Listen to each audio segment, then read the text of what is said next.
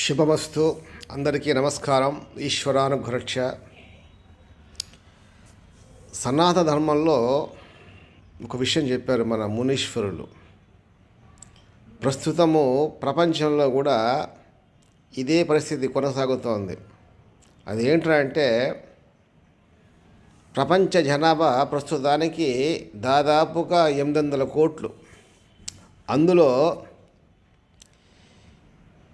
70% మంది అజ్ఞానంలో కొట్టుమిట్టాడుతున్నారు.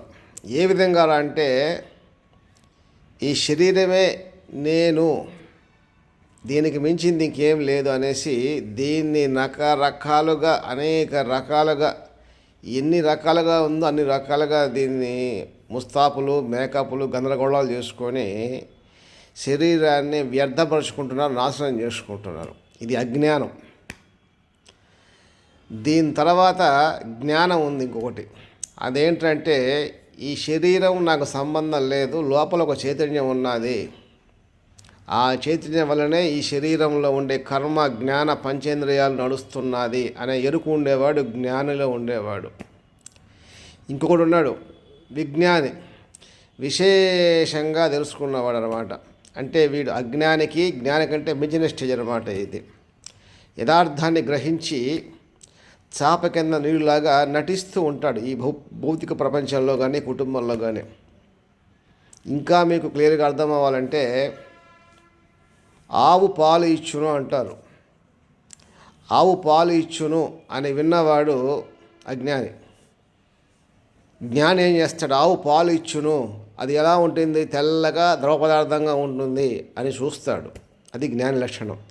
మూడో వాడు విజ్ఞాని. ఆవు పాలు ఇచ్చును, ఆవు పాలు తెల్లగా ఉండును, మధురముగా ఉండును, అమృత స్వరూపమైనటువంటిది అని దాన్ని తాగుతాడు, రుచి చూస్తాడు. అంటే పరిపూర్ణంగా ఆ పాల మీద అతగాడికి అన్ని రకాలైనటువంటి విశేషమైనటువంటి పరిజ్ఞానం తెలుసుకున్నాడు వాడు విజ్ఞాని. ఈ రకంగా కూడా ఉన్నారు జీవులంతా కూడా. బట్ ఈ అజ్ఞానం పెరిగేదాని వల్ల ఏమవుతుందంటే యథార్థాన్ని వాళ్ళు తెలుసుకోలేక సత్యాన్వేషణలో ముందుకు పోక ఎక్కడ వేసిన గొంగళి అక్కడే ఉన్నది అన్నట్లుగా వాళ్ళు ఈ జీవితాల్లో జీవించేస్తుంటారు. కానీ నిద్రపోతే తెల్లారితో లేస్తామా లేదా అనేటువంటి అపనమ్మకంతో బతుకుతున్నాం మనమంతా కూడా. ఎందుకంటే మన వెంట్రుకని 100 భాగాలుగా కోస్తే ఒక భాగం అంత పరిమాణము సుసూక్ష్మంగా మృత్యుదేవుడు ఆమె తాండవం చేస్తుంటాడు ఎప్పుడు అందరికీ కూడా. ఆ యొక్క మృత్యుదేవుడు ఎప్పుడు ఎవరిని ఏ విధంగా కాటేస్తాడో తెలియదు. దీపం ఉండగానే చక్క పెట్టుకోవాలి ఇల్లు, ప్రాణాలు ఉండగానే సత్యాన్వేషణ చేసుకోవాలి. యథార్థం ఏంటి అని తెలుసుకునేదాకా మన ఈ ప్రయాణంలో అనేక రకాల ఒడుకులు వస్తుంటాయి. అన్నీ జయించుకొని పోవాలి. వాడే వీరుడు, సూర్యుడు, విజ్ఞాని. కాబట్టి మీరంతా కూడా తెలుసుకోండి. అజ్ఞానంలోంచి జ్ఞానంలోకి రండి, జ్ఞానంలోంచి విజ్ఞానంలోకి రండి. యత్ దృశ్యం తత్ నశ్యం. మనం ఈ కంటితో ఏం చూస్తున్నామో నశించిపోయేటివే. ఇక్కడ కన్నుని త్రినేత్రం, ఇదిగానా తెరుచుకుంటే ఏది చూస్తే అదే సత్యమైంది, నిత్యమైంది, శాశ్వతమైంది. అదే నువ్వు, అదే మీరు, అదే ఆత్మ, అదే పరమాత్మ. దానికోసంగానే మనకి ఈశ్వరుడు జన్మ ఇచ్చాడు. దీన్ని సార్థకం చేసుకోండి. శుభం భూయాత్. ఈశ్వరానుగ్రహ.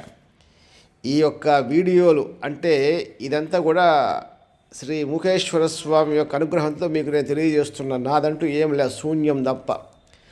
ఆయన ఆదేశానుసారంగానే ఈ యొక్క ఛానల్ స్టార్ట్ చేసి 10 మందికి పరోపకారార్థం శరీరం అన్నట్టు మీకు నేను తెలియజేస్తుంటా ఆయన అనుగ్రహంతో. కాబట్టి సబ్స్క్రైబ్ చేసుకుని 10 మందికి తెలియజేయండి. దానివల్ల కూడా మీకు పుణ్యరాశి పెరుగుతుంది. శుభం భూయాత్.